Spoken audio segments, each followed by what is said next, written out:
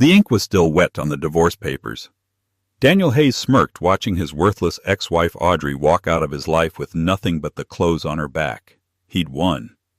He'd taken the house, the portfolio, and his own freedom. He watched from his lawyer's high-rise window, expecting her to hail a cab in the rain. But a cab didn't come. A $20 million custom-built Maybach slid to the curb. The door was opened by a chauffeur, and Audrey got in. Daniel couldn't breathe. He knew that car. He knew the obsidian bee crest on the door. It belonged to the one man who could destroy him. The meeting was a formality, a final coronation for Daniel Hayes. The room on the 48th floor of the Pendleton and Strauss law offices was a shrine to mahogany and quiet old money. Outside the floor-to-ceiling windows, the New York skyline was sharp and cold, a mirror of Daniel's own sense of triumph. He leaned back in his leather chair, the picture of magnanimous victory. Opposite him sat his lawyer, Arthur Pendleton, a man whose smile never quite reached his eyes. And next to Arthur, small and silent, was Audrey. "Now, Audrey," Arthur began, his voice dripping with condescending empathy. "As we've discussed, Daniel has been extraordinarily generous. The settlement of $50,000, considering your lack of contribution, is a significant gesture." Daniel watched her. She was wearing a simple beige dress he'd always hated. It made her blend into the furniture. Her dark hair was pulled back in a severe bun, revealing the pale, perfect oval of her face. For 10 years that face had been his, a beautiful passive, and he had to admit, boring ornament. He had found her working in a small art gallery, a quiet girl with a mind for obscure painters. He had molded her, given her a life she could only dream of, and she had repaid him by just being there, quietly, taking up space. Now he was upgrading. Isabella was 24, a firecracker and influencer whose vibrant energy matched his own meteoric rise at Apex Innovations. He was on the cusp of closing the Project Oracle deal, a 9-figure acquisition that would make him a legend. He couldn't have a ghost for a wife. He needed a partner who shone. "Do you have any questions, Audrey?" Daniel asked, his tone that of a patient teacher. Audrey's gaze, which had been fixed on the polished table, lifted. Her eyes were a deep, unreadable gray. She didn't look at Arthur. She looked directly at Daniel. "No, Daniel, I have no questions." Her voice was clear, not weak, not trembling, just empty. It unnerved him for a split second. "Well then," Arthur slid the final document across the table. "If you'll just sign here and here." Audrey picked up the heavy gold-plated pen. Daniel watched her hand, steady, not a single tremor. She signed Audrey Caroline, her maiden name. The stroke was fluid, decisive. She hadn't been Audrey Caroline in a decade. She slid the paper back. Then she stood. She didn't cry. She didn't make a scene. She didn't plead or throw an insult. She just turned, walked to the door, and opened it. "Audrey, wait," Daniel said, annoyed. "The check. Arthur has your check." Audrey paused, her back to him. "You can keep it, Daniel. Consider it a tip for services rendered." She closed the door. The click was as soft and final as a coffin lid. Arthur Pendleton chuckled. Fiery right at the end. "Don't you worry, Daniel. Buyer's remorse. She'll be back for that check by Monday." Daniel laughed, the knot of unease dissolving. "Let her. She'll realize what she's lost." He walked to the window, the city sprawling beneath him. He was its king. He'd check his phone. Isabella had already sent him 3 suggestive selfies. This was his future. He looked down at the street 48 floors below. He saw Audrey exit the building. Her beige dress made her look like a piece of drab lint against the gray sidewalk. He saw her stop by the curb. "Come on, Audrey," he whispered, a smirk playing on his lips. "Call the Uber. Go back to whatever gallery. We'll have you." He watched, and he waited. And then it happened. It wasn't a taxi. It wasn't an Uber. It was a car that didn't so much drive as glide. A custom-built armor-plated Mercedes-Maybach Pullman S650. It was the color of a starless night, so polished it looked wet. It was a car that didn't exist for rich people. It existed for power. It pulled to a silent stop directly in front of Audrey. Daniel's breath hitched. His hand holding his phone froze.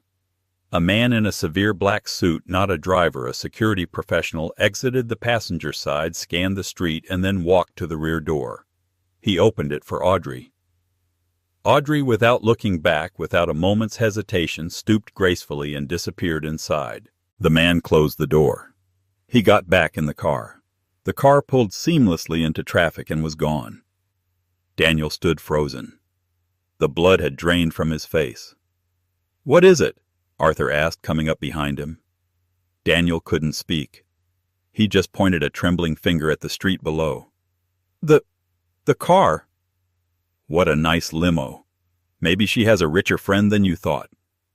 "That's not a limo, you idiot," Daniel hissed, his voice cracking. "That's a Blackwood vehicle." Arthur's smugness evaporated. "Blackwood, as in Damien Blackwood." "I know the crest." Daniel whispered the triumphant day, turning to sheer cold horror. "I've only seen it in pictures. The obsidian bee on the hubcaps. That was his personal car." Damien Blackwood, the reclusive mythical billionaire, the kingmaker, the man whose firm Blackwood Capital was the sole investor Daniel had been courting for Project Oracle, the man who never appeared in public, who was rumored to control half of Wall Street from a shadow. Why, how his worthless ex-wife, his boring beige Audrey, she hadn't just left him, she had been extracted, and as the Maybach disappeared around the corner, Daniel Hayes was hit with a terrifying, gut-wrenching realization he hadn't won. He had just made the single biggest mistake of his life. The silence in the lawyer's office was absolute. The only sound was the faint whoosh of the building's climate control. "Daniel, are you all right?" Arthur asked, his voice now laced with genuine concern. This wasn't part of the victory lap. Daniel stumbled back from the window, his $3,000 Italian suit suddenly feeling like a cheap costume. He collapsed into the chair he had only minutes before occupied like a throne. "Get me a drink." "Daniel, it's 11 a.m. I don't care if it's dawn. Get me a scotch, Arthur." Daniel roared, the mask of the cool executive shattering. Arthur, shaken, fumbled with a crystal decanter on the credenza. He poured a heavy measure of Macallan 25. Daniel seized the glass and downed half of it, the expensive liquid burning a trail down his throat. "It's a mistake," Daniel muttered, more to himself than to Arthur. "It has to be. A coincidence. Maybe she's a caterer, working a party for him. Something. Caterers don't get picked up by the personal S650 Pullman, Daniel," Arthur said grimly, his legal mind already calculating the new terrifying variables. "Those cars are for assets. Or family." "She's not an asset." Daniel slammed the glass down, scotch sloshing onto the mahogany. She's nothing. She reads poetry. She looks at paint." He was breathing heavily, his mind racing. "She was cheating. That's it. All this time. The quiet mousy act. She was sleeping with Damien Blackwood." A wave of nausea hit him. It wasn't just the betrayal. It was the scale of it. He had been cheated on not with a tennis pro or a fellow banker, but with a god of their universe. The humiliation was acidic. "If she was," Arthur said slowly, sinking into his own chair, "then our generous settlement is an insult. A $50,000 tip, Daniel. If she is with Blackwood, she could have taken you for everything. The house, the portfolio, half of your future earnings from Apex." "But she signed," Daniel stammered. "She took nothing. Why would she do that?" "People with Blackwood's kind of power don't need to fight over scraps, Daniel," Arthur said, his face pale. "They don't take the house. They buy the block. They don't take your portfolio. They short your company." That last word hit Daniel like a physical blow. Apex. Project Oracle. Arthur whispered, connecting the dots.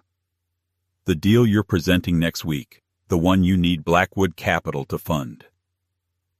He's the sole investor, Daniel said, his voice a hoarse whisper. It's all him. He's coming to the presentation.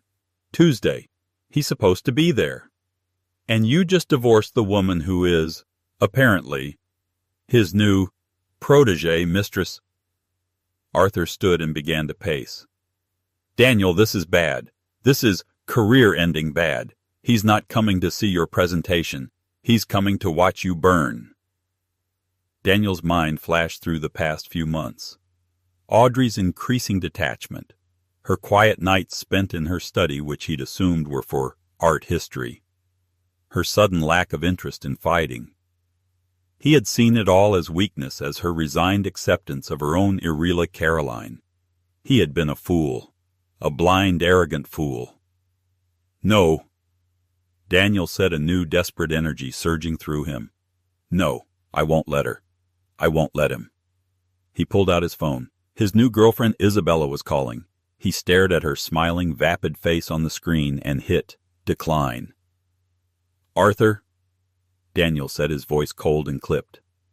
I need everything you have on Audrey. No, not you. I need a real investigator. I want to know where she's been, who she's been talking to, what she's been doing for the last 6 months. I want her phone records, her bank statements, her everything. I need to know what she has on me. Daniel, that's highly illegal. We've just divorced. Her records are private. Do you have a PI or not, Arthur? Daniel snapped. A discreet one. I don't care what it costs. I need to know what I'm walking into on Tuesday. Arthur hesitated, then nodded. I know a man. Ex-Mossad. Very expensive. Very thorough.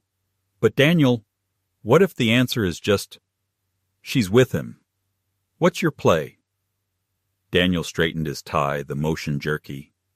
He was a shark. He'd always been a shark. He just hadn't realized he was swimming in an ocean with a leviathan. My play, Daniel said, his eyes glittering with a toxic mix of fear and rage, is Project Oracle. That project is flawless. It's my masterpiece. It's worth $1 billion easy. Blackwood is a businessman. He's not going to walk away from $1 billion idea because his new girlfriend has a vendetta against me. He wants to make money.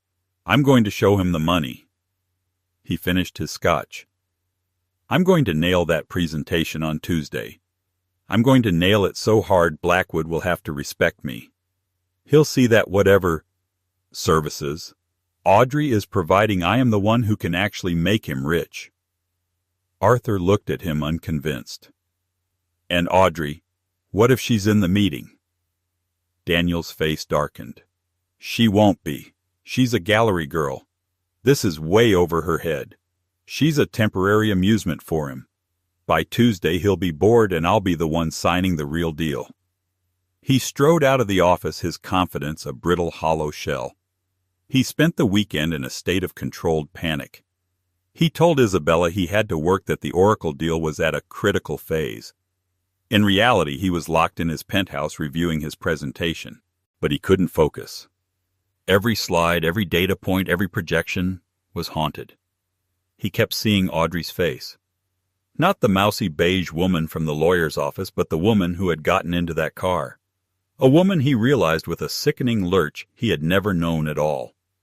On Monday afternoon, his private investigator called. Mr. Hayes. The man's voice was gravelly accented.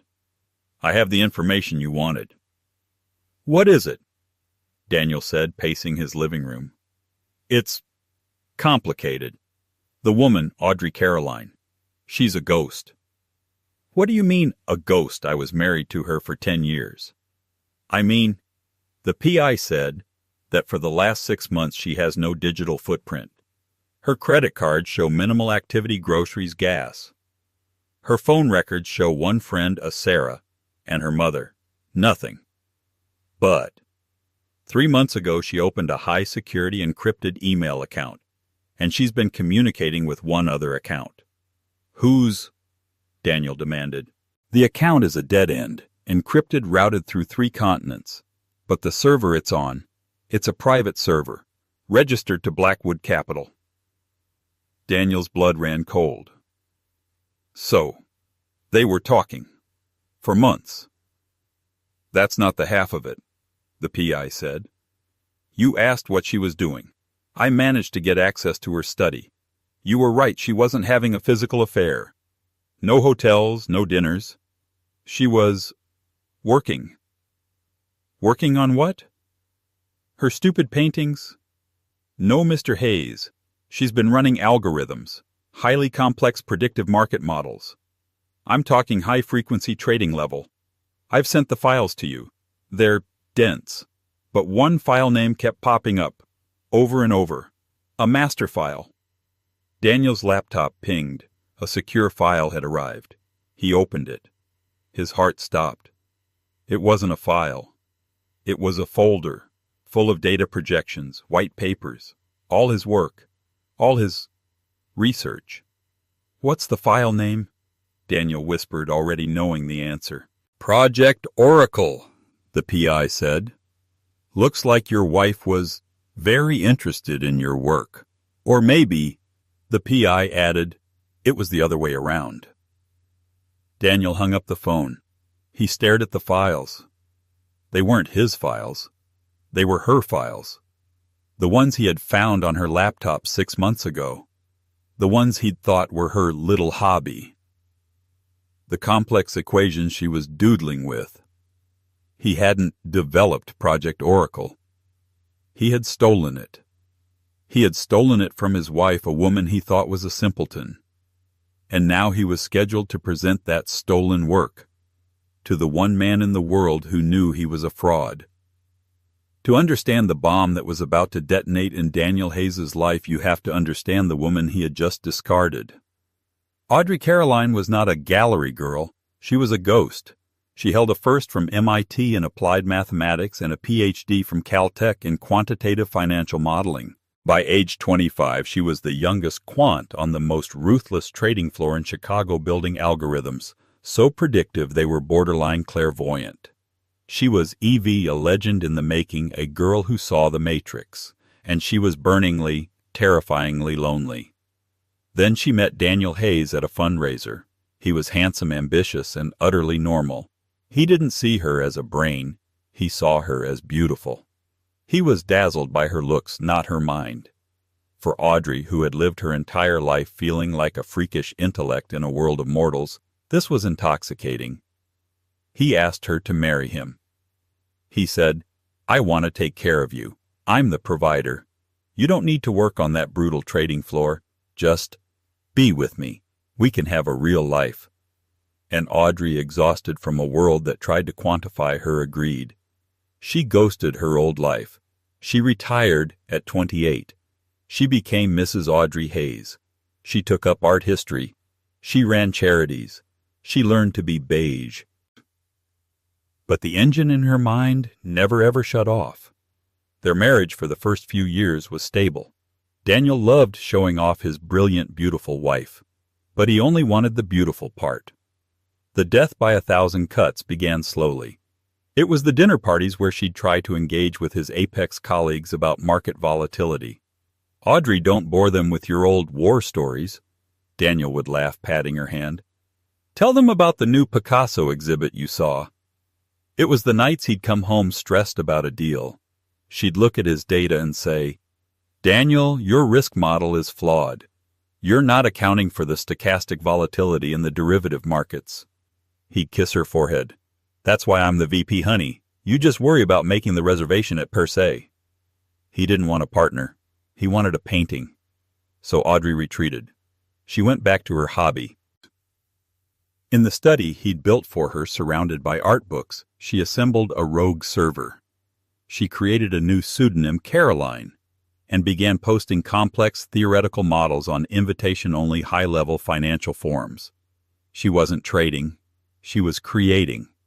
She built models for pure intellectual sport. She built one that could predict with 98% accuracy the success or failure of tech mergers based on satellite data of their parking lots. She built another that could track the flow of dark money through cryptocurrency. Her Caroline persona became a myth, a ghost in the machine that the titans of finance men like Damian Blackwood whispered about.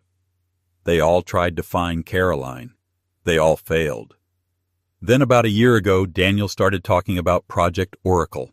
He was excited, more animated than he'd been in years. Apex was developing a new AI-driven logistics platform. It's the future, Audrey. It will change global shipping. He was, as usual, completely wrong. He was looking at the application. Audrey, with a few glances at his unguarded files, saw the engine. The AI was predictive, yes, but its true genius lay in its ability to analyze and predict supply chain failures before they happened. It wasn't a logistics tool. It was the most powerful market hedging weapon ever created.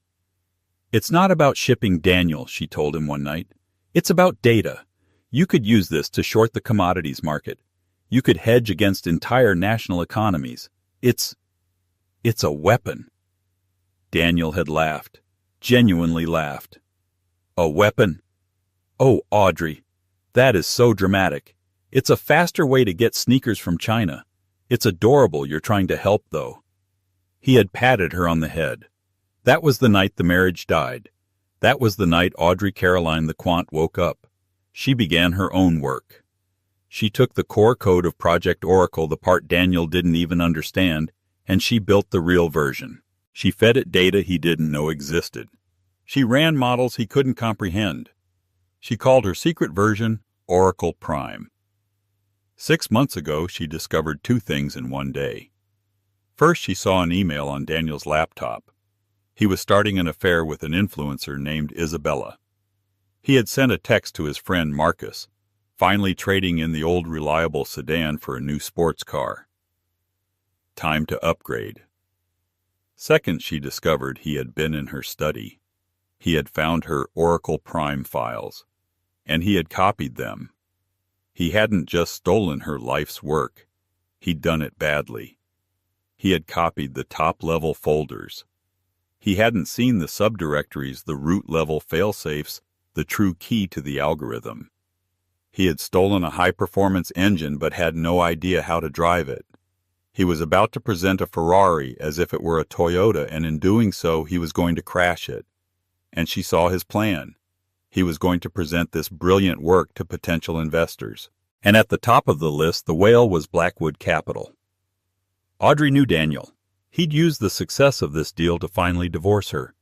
He'd cast her aside the boring sedan and ride off into the sunset with his new sports car and her genius. She looked at herself in the mirror, the beige dress, the quiet face, the trophy wife. "No," she whispered. "The trophy is the one who wins." She was Caroline. She was the ghost in the machine. And she knew exactly one man who might be able to appreciate the machine she had built. She didn't try to call. She didn't go through lawyers. She did what she did best. She hacked him. It took her 72 hours, bypassing the most secure private network on Earth. She didn't breach his firewalls to steal. She breached them to deliver. She sent a single encrypted message to the personal terminal of Damian Blackwood. Subject: your oracle is false. Body: Mr. Blackwood. You are being courted by Apex Innovations for Project Oracle. The man presenting Daniel Hayes is a fraud. The data he is presenting is stolen. It is also incomplete. He is holding a child's drawing. I am holding the masterpiece. Attached is a single data string. It's the predictive outcome for the Singapore maritime congestion 30 days out. Apex's model will tell you 5% disruption. My model tells you 38% disruption triggered by a labor strike in Jakarta that hasn't happened yet. You'll know which one is right in 10 days. When you do, you'll know who I am. Caroline. 10 days later, the Jakarta port strike crippled the Singapore Channel. The shipping market went into total chaos. Blackwood Capital, by shorting the right stocks, made $400 million in a single day. 2 hours after that, Audrey's encrypted phone buzzed. It was an unknown number. She answered. "Ms. Caroline," a deep resonant voice said. "This is Damian Blackwood. I've been looking for you for a very long time. Tell me, what do you want?" Audrey looked around the sterile, beautiful house that had been her cage. "I want," she said, her voice steel, to be free. "And then I want to show you what Project Oracle really looks like." Damian Blackwood did not do meetings.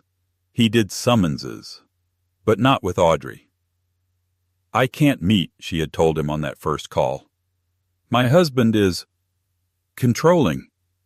He tracks my movements." "He tracks your movements?" Blackwood had said, the disdain in his voice palpable. "But he does not. I take it track your mind." "He doesn't even know it exists," Audrey replied. So they began to talk. Every night after Daniel was asleep or out with his new girlfriend, Audrey would descend to her study. Their video calls were encrypted, routed through a quantum network that left no trace. The first call was an interview. Damian Blackwood appeared on her screen. He was not what she expected. He wasn't a slick-suited banker. He was in his late 50s with a salt-and-pepper beard and the intense, piercing eyes of a hawk. He wore a simple black cashmere sweater and was sitting in what looked like a library shelves, buckling under the weight of books. "Caroline," he said, a small, rare smile playing on his lips. "So the ghost has a face. And what a face." "Mr. Blackwood," Audrey said, all business. "I assume my model was correct." "It wasn't just correct, Ms. Caroline. It was prophetic. You didn't just predict the strike. You predicted the ripple. You saw the wave under the wave. I've had teams of analysts, PhDs from every ivy trying to build what you just gave me for free." "How?" So, she showed him. For the next 2 hours, Audrey Caroline, the gallery girl, took the most powerful man in finance on a guided tour of Oracle Prime. She didn't just show him the data. She showed him the architecture, the beauty of the code, the elegance of the machine she had built in secret. She explained that Daniel's stolen model was a blunt instrument. He thinks it's a faster way to move boxes. She explained, her fingers flying across her keyboard, bringing up lines of code. He doesn't see the human element. His model predicts logistics. Mine, she paused. Mine predicts chaos.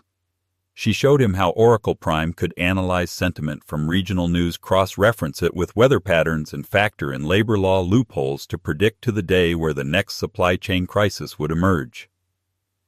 "It's not just a logistics tool, Mr. Blackwood," she said, her eyes burning with an intensity he had only ever seen in himself.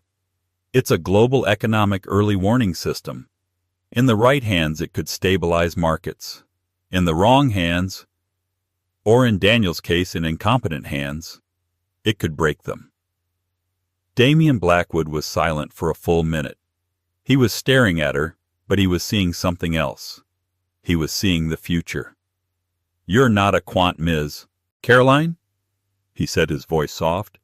"You're an artist, a composer. This is a symphony." "It's a weapon, Mr. Blackwood," Audrey said, repeating the words she'd once said to her husband. "And my husband is about to hand it, or the broken parts of it, over to you." "No, he's not," Damian said. "He's about to present it. He wants my money. He wants my validation." "What are you going to do?"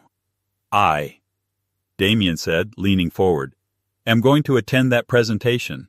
I am going to sit in the front row, and I am going to let him present his child's drawing." "And then," Audrey asked, "and then you are going to walk in, and you are going to show them the masterpiece." Audrey's breath caught. I can't. I'm his wife. It's messy." "No," Damian said, his voice firm. "You were his wife. This is not a domestic dispute, Audrey. This is a corporate extraction. You are my asset. You are perhaps the most valuable asset I have ever encountered, and I do not leave my assets in enemy territory." This was the plan they forged in the digital darkness. Phase 1.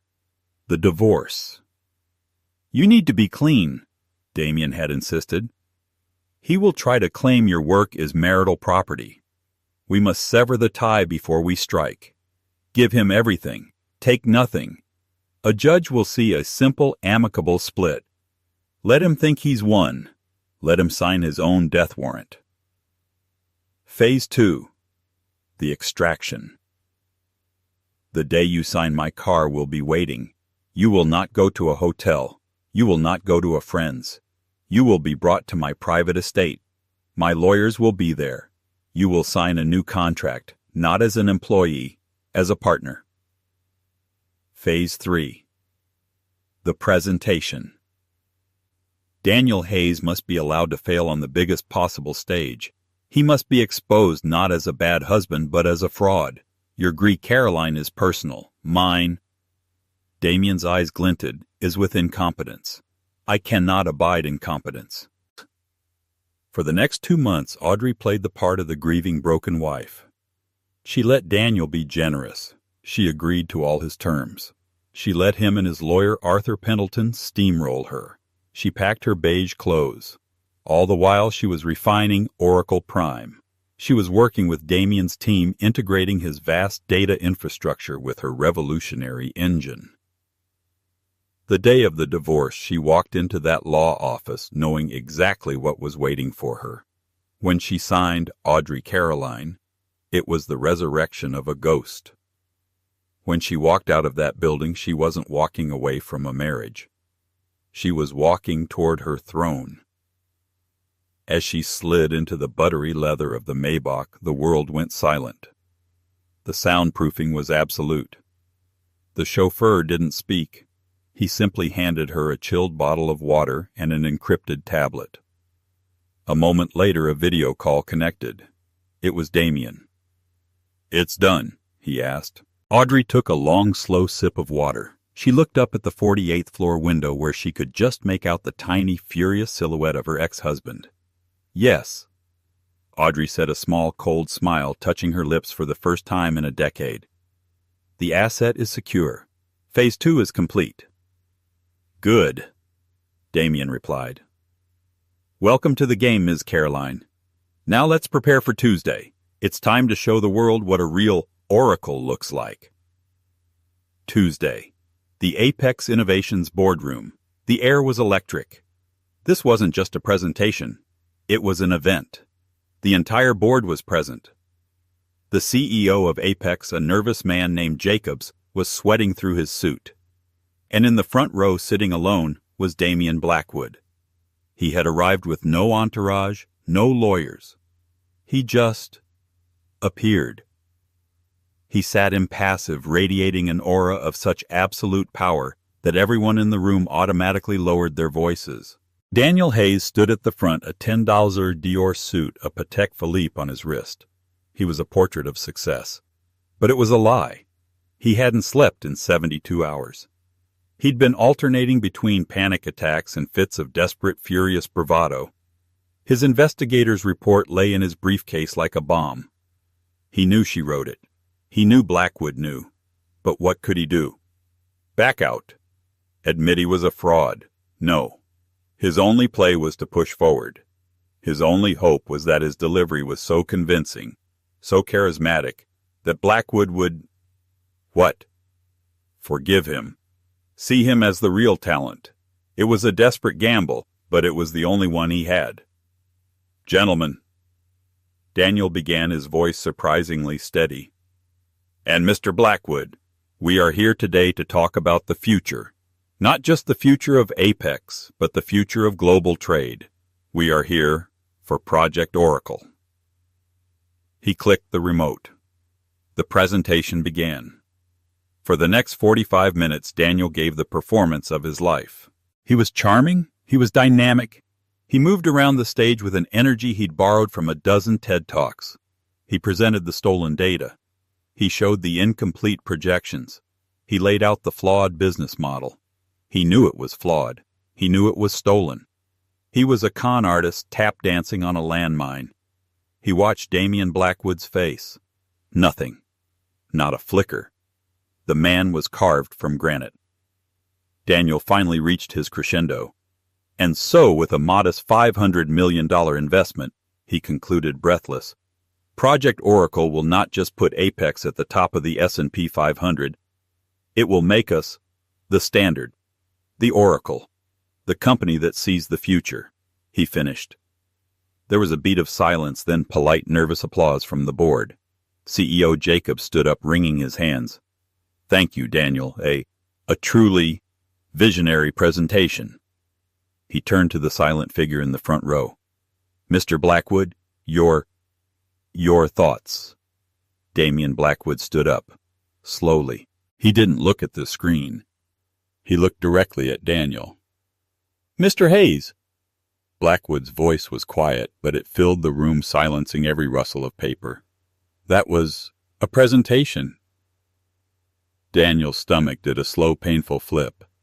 It was competent, Blackwood continued, walking slowly toward the front. Polished, full of very impressive-sounding words, a competent analysis for a first-year intern.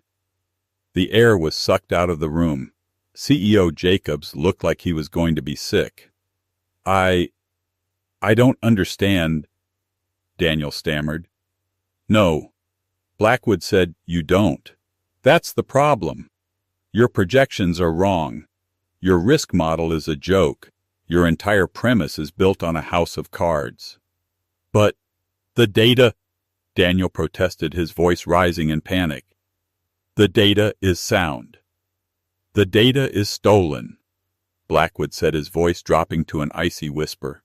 And you didn't even steal it correctly. Daniel went white. I resent that implication. You resent it. Blackwood chuckled, a cold, dangerous sound. You, Mr. Hayes, are a common thief, a clumsy one. You broke into a vault and you stole the fake jewels left on display, all while the real treasure was in a safe you didn't even know existed.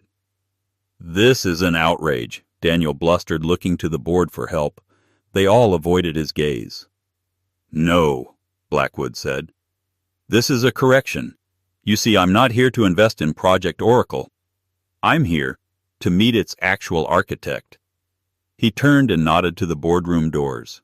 The doors opened, and Audrey Caroline walked in.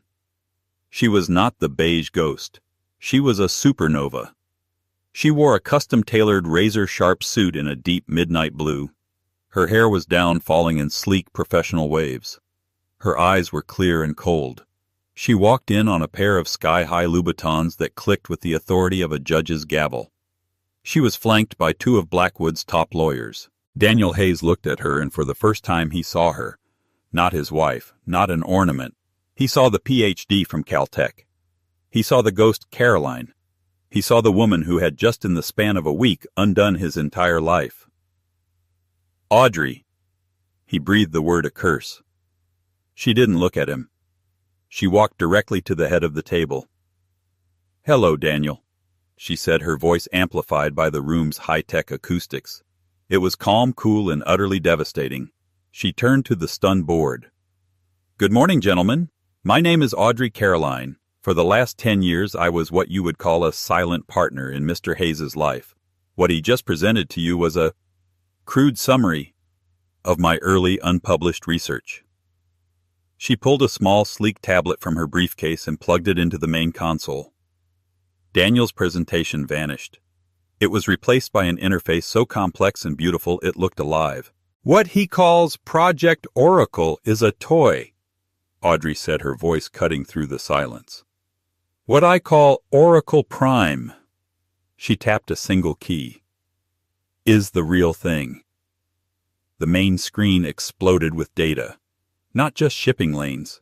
It showed global weather patterns, political unrest, social media sentiment, and commodities futures, all swirling into a single predictive algorithm. Your Oracle predicts a 2% dip in coffee futures next month, Audrey said, addressing the screen but destroying Daniel. Mine predicts the collapse of the entire crop in Vietnam due to a combination of a late monsoon-driven fungus and a new regional shipping tariff. She looked at the board. Mr. Hayes is asking for $500 million to build a faster rowboat. She paused. am offering you a nuclear submarine." Daniel was sputtering. She's lying. It's marital property. She stole my idea. Tell them, Audrey. Tell them you were just helping me." Audrey finally turned to him. Her face was not angry. It was impossibly worse. It was pitying. "You're right about one thing, Daniel," she said softly. "It is about property, which is why I had my lawyers file the patents for Oracle Prime under my maiden name, Audrey Caroline, 6 months ago, before I even filed for divorce."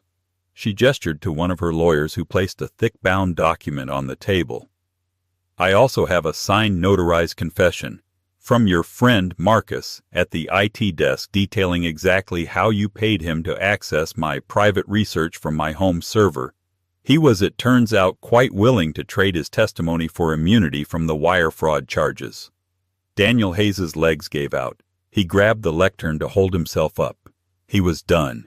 He was in one clean, brilliant, and devastating move. Executed. The boardroom, which had been silent with shock, erupted into chaos. CEO Jacobs was the first to speak, his face a mottled purple. "Daniel, is this true?" Daniel couldn't form words. He just stared at Audrey, his mind a howling void. "It is—" Damian Blackwood's voice cut through the noise. "And frankly, Mr. Jacobs, your company's lack of due diligence is appalling." Blackwood turned his attention to the board.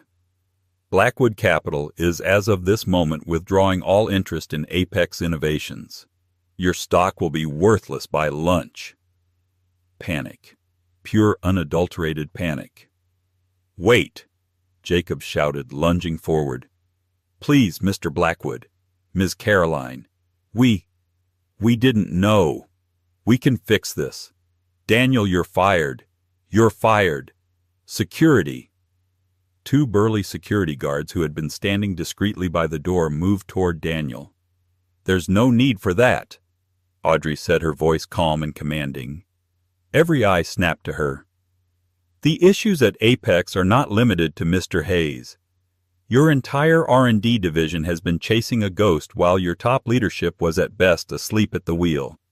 "She's right," Blackwood added, a predator toying with its food. "However, Ms. Caroline and I are not ungenerous." He and Audrey shared a look, not of lovers, but of co-conspirators, of equals. "Blackwood Capital," Damian announced, "is not investing in Apex Innovations as it's currently managed." The board visibly wilted. "Instead, we are making a $5 billion tender offer for a new independent venture, to be headed and majority owned by Ms. Audrey Caroline." He let that sink in. A $5 billion offer. This new venture, Caroline Blackwood Analytics, will be the sole proprietor of the Oracle Prime technology. Audrey continued, picking up the thread. "We will be launching in 90 days. But that's our IP, Jacobs protested weakly. "Is it?" Audrey's lawyer stepped forward. "Our patents predate Mr. Hayes's work by 6 months. We have a clear case of intellectual property theft. We could sue Apex Innovations into oblivion. The damages would be catastrophic." "Or," Damian Blackwood said, "there's another path." He looked at the board. "We will make you a one-time offer. We will acquire your failed Project Oracle division, your engineers, your data, your infrastructure for the generous sum of 10 cents on the dollar." That's robbery," a board member squeaked. "No," Audrey said. "It's a lifeline. We get the engineers we would have hired anyway. You get a small, much-needed cash infusion, and most importantly, you avoid a public, brutal, and bank-breaking lawsuit that will expose your entire leadership team as incompetent frauds. You'll be saved. Barely." Damian Blackwood smiled. "It's a good deal. Take it." The board was a sea of defeated faces. They knew. They were trapped. Jacobs looked at the guards, then at Daniel. "Get him out of here." Daniel was frozen. The guards grabbed his arms. "No, you can't, Audrey. Please, don't do this." He was being dragged out, his $10,000 suit crumpled, his face a mask of pathetic terror. I love you. I'm sorry, I'll do anything. Audrey Caroline watched him, her ex-husband. The man who had dismissed her cheated on her and tried to steal her genius. She watched him being dragged past the water cooler he'd once boasted at. She watched as his new life, Isabella, the new car, the adulation, all evaporated in an instant. He was at the door. He gave one last desperate cry. Audrey! She looked at him, and she said nothing. She simply turned back to the board, her expression unreadable. Now, gentlemen, let's talk about the terms of your surrender. Daniel Hayes's screams echoed down the hall as the boardroom doors slid silently shut, sealing his fate and her future. His new girlfriend Isabella, who had been waiting in the lobby to celebrate his big win with a weekend in St. Bart's, saw him being hauled out by security. She saw the tears, the disheveled suit, the sheer animal panic in his eyes. She quietly slipped her phone from her purse, blocked his number, and called a new Uber to a different billionaire's party she'd been invited to. Daniel was alone, utterly and completely. He was the one left with nothing. The fallout was immediate and spectacular. The Wall Street Journal headline read, "The Apex Collapse, a Worthless Wife, a Stolen Oracle, and the Rise of Caroline Blackwood." The story was brutal. It detailed with leaks from a dozen terrified Apex employees how Daniel Hayes had not only been a fraud, but an incompetent one. He was a laughingstock, a cautionary tale. Apex Innovation stock lost 80% of its value in a single day. By the end of the week, the board had accepted the lifeline from Caroline Blackwood Analytics. 6 months later, the cover of Forbes magazine. The title, The Ghost and the King. It was a picture of Audrey Caroline and Damian Blackwood. They were not posing together. They were standing on opposite sides of a vast glass-walled office, overlooking all of Manhattan. Damian was in the background in shadow watching. Audrey was at the front in the light. She was looking directly at the camera. Her expression was not smiling. It was focused. It was the look of a person who does not play the game, but defines it. Caroline Blackwood Analytics was the single most valuable private company in the world. Oracle Prime hadn't just predicted the market, it was moving it. Audrey had used it to predict and in doing so, help mitigate a global famine by rerouting food supply chains 3 months before a drought hit. She wasn't just a CEO, she was a global force. Her life was now a blur of private jets, secure compounds, and meetings that decided the fates of nations. She had become in every sense the power that Daniel had only ever pretended to be, and Daniel Hayes lived in a nondescript one-bedroom apartment in Queens. The penthouse was gone. The Patek was gone. The suits were gone. He was drowning in lawsuits. Apex was suing him for fraud. Marcus, the IT guy, was suing him for coercion. Audrey had, in a single final cutting move, sued him for the theft and commercial use of her intellectual property. She didn't ask for money. She asked for a judgment. He was unemployable. The name Daniel Hayes was a poison pill in the financial world. He was a consultant, which meant he spent his days sending out resumes under assumed names, all of which were immediately flagged. He was a ghost, a real one. One rainy November afternoon, Daniel was buying instant noodles at a corner bodega. He was wearing an old stained coat. His face was gaunt, his eyes hollow. He walked out onto the street, fumbling with his change, and a car slid to a stop in front of him. It wasn't a Maybach. It was a custom-built bulletproof Rolls-Royce Phantom. The license plate just read Caroline. The back window lowered. Audrey was inside. She was on a video call talking in rapid-fire French to someone on her screen. She looked up, her eyes scanning the street, and she saw him. She saw the noodles. She saw the stained coat. She saw the shell of the man she had married. Daniel's heart leaped. He saw an opening, a chance. Audrey! He stumbled forward, rain plastering his thin hair to his scalp. Audrey, please wait.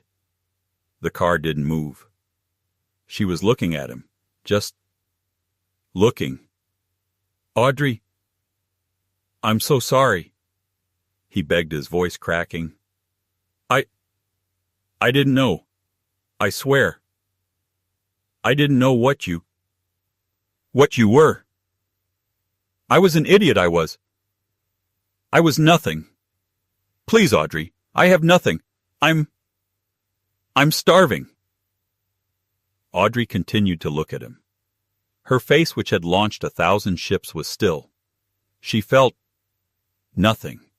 Not anger, not revenge, not even satisfaction. Just an absence. She finally spoke. Her voice, clear and quiet through the armored glass, cut him to the bone. That was always the problem, Daniel. He stopped. What problem? You just didn't know. She pressed a button. The window began to rise. No, wait, he shrieked, banging on the glass. Audrey, help me, for God's sake, help me, I'm your husband. No, Audrey said to herself as the glass sealed him out. You're not. She turned to her driver. To the heliport, James. We're opening the Singapore office. I want to be in the air in 10. The Rolls-Royce pulled away from the curb, its motion as smooth and silent as a shark. Daniel Hayes was left on the sidewalk in the rain, clutching his instant noodles. He watched the car disappear, a black speck in a sea of yellow cabs. He was the one left on the curb. He was the one who was worthless. He was the one left without a word, while she, the ghost he had tried to erase, went on to rule the world he had tried to claim.